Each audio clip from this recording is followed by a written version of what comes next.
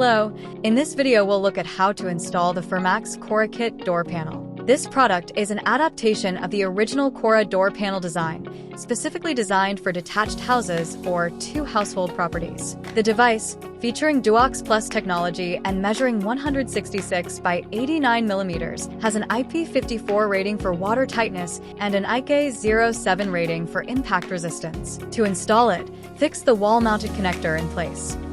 As with the Cora, a single screw is required at the bottom of the panel. By applying a little leverage, you can remove the cover from the card holder to insert the necessary labels for the corresponding apartment numbers. On the rear is a terminal block, of which the B-bus is used to supply the panel with a 24V DC current, which will be provided by a power supply. Reference 4826. This will also serve as the communication channel with the rest of the installation's devices, such as the indoor monitors. To open the door, the panel features a potential free relay output, which has the following terminals. C for the common terminal.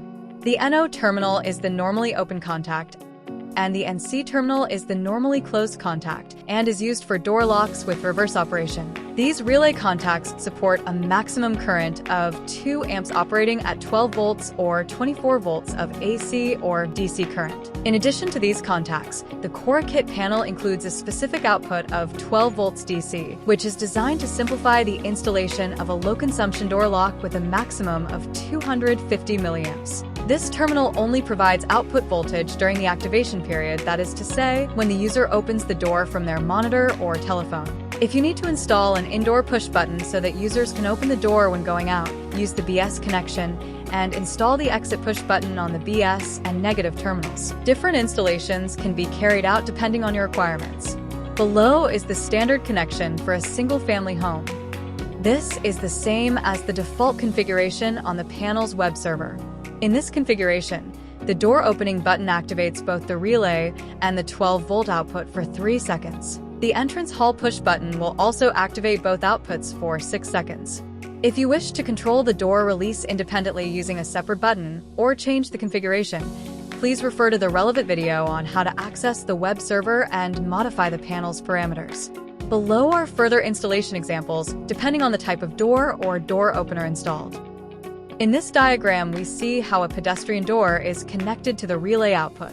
If the door opener is AC or has a current consumption greater than 250 milliamperes, you must add an additional power supply for the installed door opener. In this other example, if it is a DC door opener with reverse operation, you will need to use the normally closed terminal instead of the normally open one, so that it constantly receives power to close the door, and only when the relay output is activated is the power cut off to allow the door to open. For further information on installing the panel, please refer to the advanced guide available via the QR code in the quick guide. If you need to configure any settings via the web server, you can watch the corresponding video. A link is provided in the description.